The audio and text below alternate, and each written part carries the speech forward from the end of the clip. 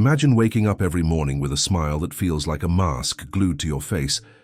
You scroll through your phone, double-tap the perfect lives of strangers, and feel that familiar hollow ache in your chest that you've learned to call contentment. You've mastered the art of looking happy, of sounding optimistic, of being the person everyone expects you to be. But here's the terrifying truth hiding beneath that manufactured joy. You've become a stranger to yourself. What if everything you've been taught about happiness is not just wrong, but deliberately designed to keep you trapped in a cycle of perpetual dissatisfaction disguised as fulfillment? What if the very pursuit of constant positivity has become the most sophisticated prison ever constructed? One where the inmates not only lock themselves in, but thank their captors for the privilege. You see it everywhere now, don't you? The relentless pressure to be grateful, to find the silver lining, to transform every moment of genuine human struggle into a lesson wrapped in motivational packaging. Your pain isn't allowed to exist without purpose. Your sadness must be temporary. Your anger needs to be productive. Even your grief should make you grow. But what happens to the parts of you that don't fit into this sanitized version of human experience? Where do they go when you smile through the breakdown, when you post the inspirational quote while your world crumbles, when you thank the universe for lessons you never asked to learn? They don't disappear. They go underground, growing. Like cancer in the dark spaces of your psyche, feeding on the energy you waste pretending they don't exist. And the more you feed this false happiness machine, the hungrier it becomes, demanding bigger smiles, brighter attitudes, more gratitude for situations that deserve your rage. You've become an actor in your own life, playing the role of someone who has it all figured out, while the real you screams silently behind the performance. The applause feels hollow because it's not really for you. It's for the character you've created to survive in a world that can't handle authentic human complexity. Consider this. When was the last time you allowed yourself to feel genuinely, messily, uncomfortably human without immediately trying to fix it, frame it, or find the lesson in it? When did you last sit with disappointment without rushing to replace it with forced optimism? When did you honor your intuition that something was deeply wrong without being told you were being negative? The most insidious part of this happiness trap isn't that it makes you miserable. It's that it makes you complicit in your own emotional suffocation. You become the enforcer of your own oppression, the prison guard of your own authentic experience. You learn to police your thoughts, moderate your feelings, and curate your inner life like a social media feed designed for public consumption. But here's what they don't tell you about this game you've been conditioned to play. It's rigged from the start. The happiness you're chasing isn't happiness at all. It's the absence of feeling, dressed up in pretty words and sold back to you as enlightenment. It's emotional numbness, marketed as inner peace. It's spiritual bypassing, packaged as wisdom.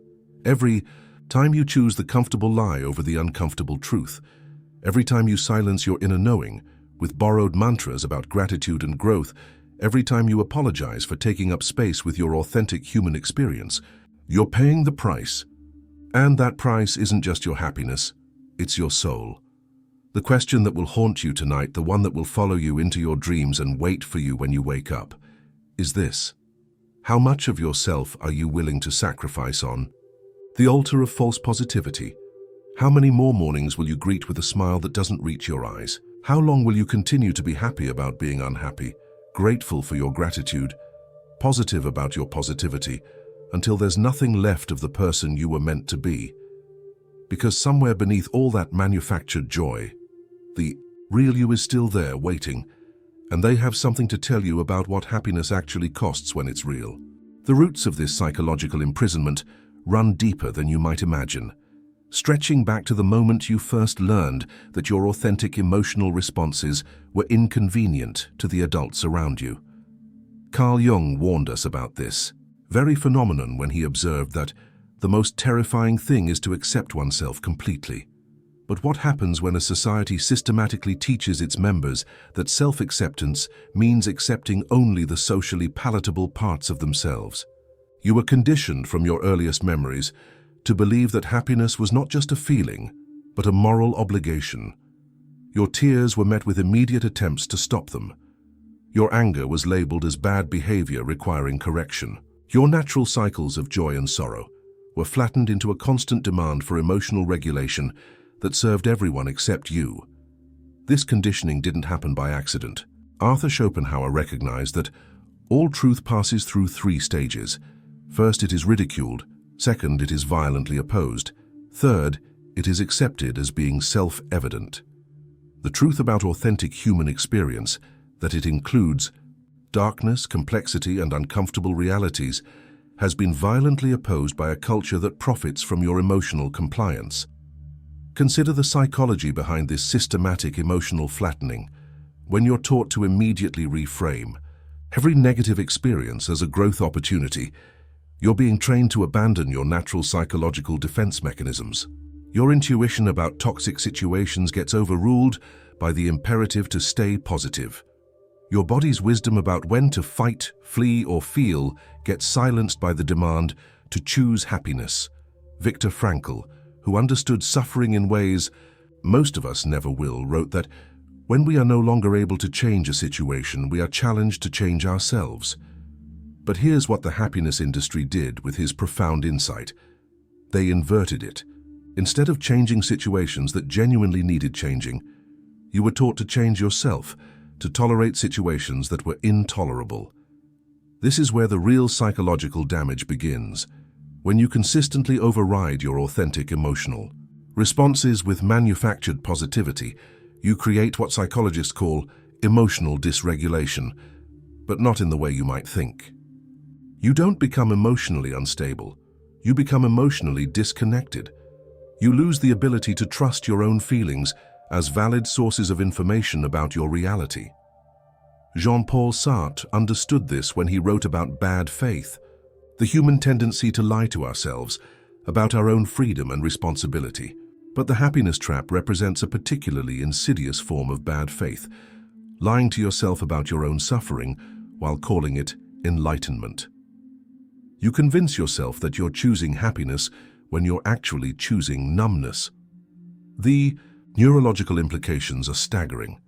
Your brain, designed to process the full spectrum of human emotion as vital survival information, begins to atrophy in its capacity to distinguish between authentic and manufactured feelings. The neural pathways that once connected you to your inner wisdom become overgrown with the weeds of borrowed positivity and second-hand optimism. Aldous Huxley foresaw this in his dystopian vision of a society where discomfort was immediately medicated away. He wrote, "The real hopeless victims of mental illness are to be found among those who appear to be most normal." Sound familiar? The most well-adjusted people in our happiness-obsessed culture are often the most profoundly disconnected from their authentic selves. But perhaps the most devastating aspect of this psychological conditioning is how it weaponizes your own mind against you. You become your own oppressor, your own gaslighter, your own spiritual abuser. When something feels wrong, you tell yourself you're being negative. When you're genuinely angry about injustice, you shame yourself for not finding the lesson. When you're sad about loss, you rush to gratitude to avoid the natural process of grief. This internal tyranny operates through what psychologists call cognitive dissonance, the uncomfortable tension between conflicting beliefs or experiences.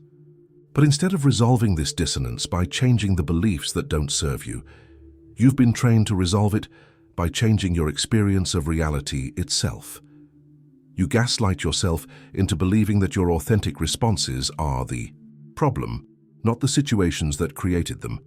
Friedrich Nietzsche warned about this when he wrote about the herd mentality, the way societies pressure individuals to conform to collective emotional norms that serve the group's stability, rather than the individual's authentic development.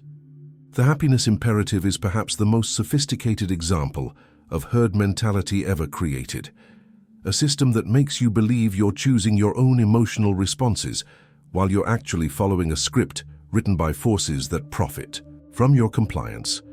The result is a generation of people who have become experts at performing their own lives while remaining strangers to themselves. You know exactly what you're supposed to feel in any given situation, but you've forgotten how to access what you actually feel.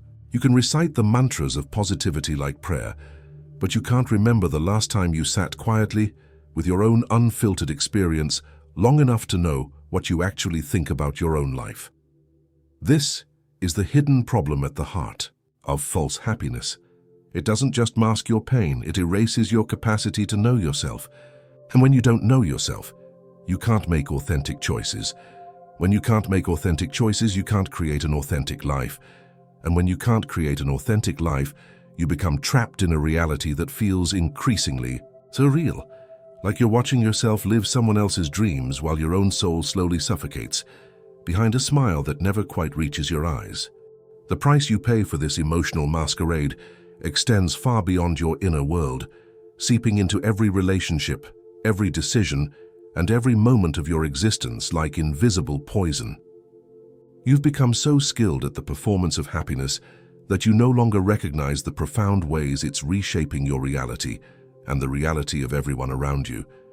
Your relationships have become elaborate theaters where authentic connection is sacrificed on the altar of comfort.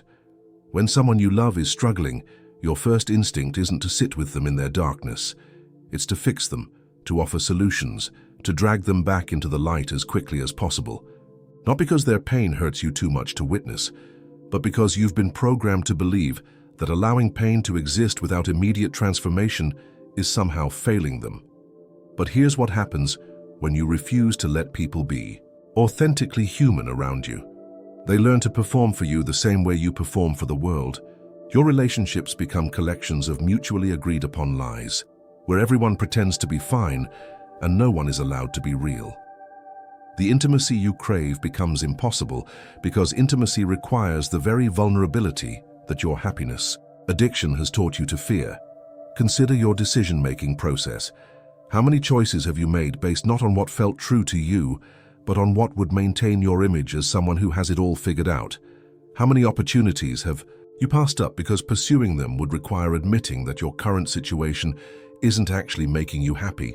How many times have you stayed in situations that were slowly killing your soul because leaving would mean acknowledging that your positive attitude wasn't enough to transform them? This is cognitive dissonance at its most destructive. When your need to maintain the illusion of happiness becomes more important than your actual happiness, you trap yourself in jobs that drain you, relationships that diminish you, and lifestyles that exhaust you, all while telling yourself that you're grateful for the lessons they're teaching you. The ripple effects extend into your creative and professional life in ways that might shock you. True creativity requires accessing the full spectrum of human experience, including the parts that hurt, the parts that rage, the parts that grieve what never was and what never will be. But when you've trained yourself to immediately transmute every uncomfortable emotion into gratitude and growth, you've severed your connection to the raw material of authentic creation. Your work becomes sanitized, your art becomes shallow, your contributions to the world become echoes of other people's insights rather than expressions of your own unique understanding. You lose access to the fierce honesty that creates breakthrough moments, the beautiful darkness that gives birth to profound insights, the sacred anger that fuels necessary change. Even more insidiously, your emotional bypassing begins to affect your physical health in ways that the happiness industry will never acknowledge. Your body, designed to process the full range of human emotion through its sophisticated nervous system, begins to rebel against the constant suppression of authentic feeling. The emotions you refuse to feel don't disappear. They get stored in your tissues, your organs, your cellular memory, chronic fatigue that no doctor can explain, anxiety that seems to come from nowhere, depression that you can't justify because your life looks so good, autoimmune conditions that turn your body against itself. These aren't random afflictions. They're your authentic self, trying to break through the prison of false positivity by speaking through the only language you'll still listen to: physical pain. But perhaps the most tragic consequence of this happiness trap is how it affects your relationship with time itself. When you're constantly focused on transforming the present moment into something more palatable, you're never actually present for your own life. You're always one gratitude practice away from contentment, one mindset shift away from peace, one positive reframe away from happiness. This creates a perpetual state of psychological future tripping, disguised as spiritual presence. You tell yourself you're living in the now while actually living in an imaginary future, where you'll finally have processed all your experiences, correctly enough to deserve happiness. Meanwhile, your actual life, with all its messy, imperfect, gloriously human moments, passes by unwitnessed and unlived. Your children, if you have them, learn to perform their emotions for you the same way you perform yours for the world. They discover that their authentic feelings are acceptable only when they can be quickly transformed into lessons or growth opportunities. They develop the same emotional disconnection that you carry, passing this psychological inheritance down through generations like a curse disguised as a blessing. The broader social implications are staggering. A society of people who can't tolerate authentic human experience becomes a society incapable of addressing its authentic human problems. Systemic issues get buried under layers of individual positive thinking. Collective trauma gets spiritually bypassed with community gratitude practices. Social injustice gets reframed as opportunities for those affected to grow and learn resilience. You become complicit in maintaining systems that cause suffering because acknowledging their impact would require feeling the full weight of that suffering. And your happiness addiction has taught you that such feelings are obstacles to overcome rather than information to honor. This is how false happiness becomes a form of social control more effective than any external oppression. It teaches you to oppress yourself while believing you're liberating yourself. It convinces you that your compliance is consciousness, your numbness is enlightenment, your disconnection from your own experience is the highest form of spiritual evolution. The most heartbreaking part is that you genuinely believe you're doing the right thing. You think you're being strong, evolved, spiritually mature. You don't realize that you've become a prisoner who's forgotten they're in jail, a sleepwalker who's convinced they're more awake than everyone else, a person dying of thirst, while surrounded by an ocean of their own tears that they've trained themselves not to taste. The path to liberation from this happiness prison begins with the most radical act imaginable in our culture, allowing yourself to feel exactly what you feel without immediately trying to change it, fix it, or learn from it. This isn't about wallowing in negativity. It's about reclaiming your birthright to authentic human experience. Start with this revolutionary practice. When something feels wrong, let it feel wrong. When you're angry, be angry without apologizing for it or rushing. 2. Forgiveness. When you're sad, let the sadness move through you like weather through an open sky. When you're disappointed, honor that disappointment as valid information about the gap between your authentic desires and your current reality. Friedrich Nietzsche spoke of the need to become who you are. But how can you become who you are if you don't know who you are beneath all the borrowed positivity and second-hand optimism? The rebellion begins with archaeological work, excavating your authentic responses from beneath years of conditioning that taught you they were wrong. This requires developing what Carl Jung called the transcendent function, the ability to hold tension between opposing forces without immediately resolving them. Can you be grateful for your life and angry about specific aspects of it?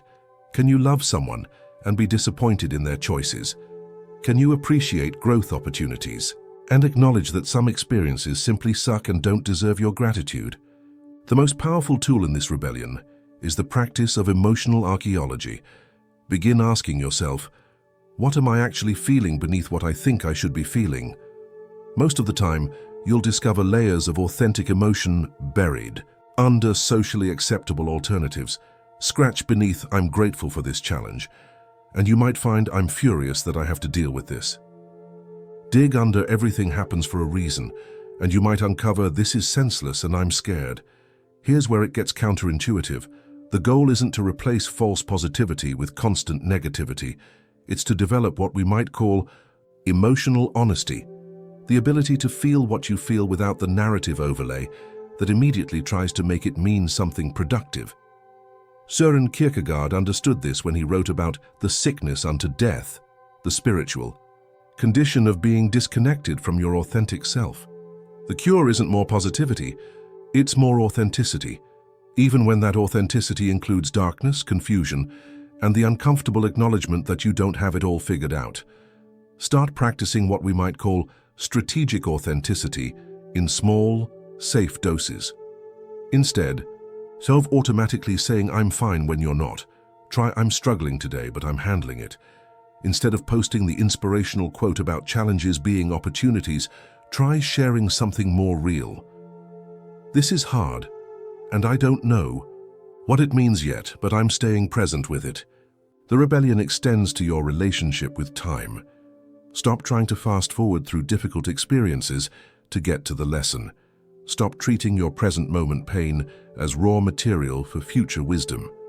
Start treating your current experience as worthy of attention simply because it's yours, not because of what it might teach you or how it might transform you. This requires developing what spiritual teachers call radical acceptance, but not the kind that's been commercialized and stripped of its revolutionary power. True radical acceptance isn't passive resignation. It's the fierce acknowledgement of reality as it is, which becomes the foundation for authentic choice about how to respond.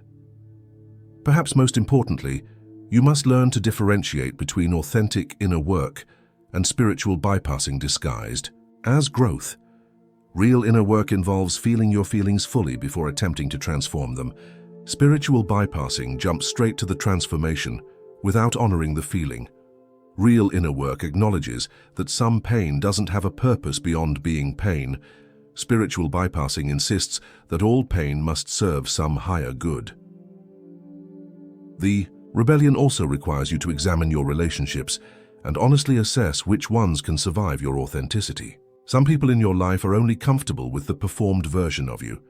They'll resist your increasing realness, your growing complexity, your refusal to stay positive about things that deserve your honest response. This is information, not judgment. You'll need to develop what we might call authentic boundaries, the ability to protect your inner experience from people who want to edit it for their own comfort. This means learning to say things like, "I'm not ready to find the silver lining yet," or "I need to be angry about this for a while," or "I don't want advice right now. I just want someone to witness this with me." The most radical aspect of this rebellion is learning to trust your own experience as the ultimate authority on your own life. Not your therapist's interpretation of your experience, not your spiritual teacher's reframe of your experience, not your family's opinion about what your experience should mean to you. Your experience itself, in all its messy, unresolved, sometimes purposeless complexity. This is how you begin to reclaim your soul from the happiness machine. One authentic feeling at a time, one honest response at a time, one moment of refusing to perform your own life at a time. The goal isn't to become negative, it's to become real. And reality, it turns out, includes both darkness and light, not as problems to solve, but as the full spectrum of what it means to be authentically, courageously, gloriously human. Here's the truth that will either liberate or terrify you. Authentic happiness isn't something you achieve. It's something you uncover by removing everything that isn't you. It's not a destination you reach through positive thinking, gratitude, practices, or spiritual bypassing. It's the natural state that emerges when you stop betraying yourself in service of other people's comfort with who you should be. The happiness industry has sold you a lie, so sophisticated that it's taken you years to recognize it as a lie, that happiness is a choice, a practice, a skill you can master. But what if happiness isn't something you do at all? What if it's something you are when you stop doing everything else? Think about the moments in your life when you felt most genuinely happy. Not performed happiness, not grateful happiness, not positive thinking happiness, but the kind of happiness that arises from your bones and fills you with a sense of rightness about being alive. Chances are these moments happened when you were being most authentically yourself, when you had temporarily forgotten to monitor your emotional responses or manage your inner experience. This is what Carl Jung meant when he said, "The privilege of a lifetime is to become who you truly are." But here's what the happiness peddlers don't want you to understand. Becoming who you truly are requires first grieving who you're not. It requires feeling the full weight of all the ways you've abandoned yourself in pursuit of an acceptable version of contentment. The final truth is this: your depression might be your authenticity trying to break through. Your anxiety might be your intuition screaming at you about situations that genuinely aren't right for you. Your anger might be your boundaries trying to form. Your sadness might be your heart's honest response to loss that deserves to be grieved, not transformed. What if the dark emotions you've been taught to fear and fix are actually your allies in the journey toward genuine happiness? What if they're not obstacles to overcome but information to honor, energy to work with, aspects of your wholeness that you've been trained to exile? Consider this radical possibility. Maybe you're not broken and in need of fixing. Maybe you're complete and in need of uncovering. Maybe the problem isn't that you haven't learned enough tools for managing your emotions. Maybe the problem is that you've learned too many tools for managing your emotions and forgotten how to simply feel them. The path to authentic happiness requires what we might call sacred disillusionment, the willingness to let your illusions about what happiness should look like die, so that you can discover what happiness actually feels like for you. This means releasing your attachment to looking happy, sounding happy, or meeting anyone else's definition of what a happy person thinks, feels, or does. It means developing the courage to disappoint people who are invested in your performed positivity. It means risking the loss of relationships that depend on your emotional compliance.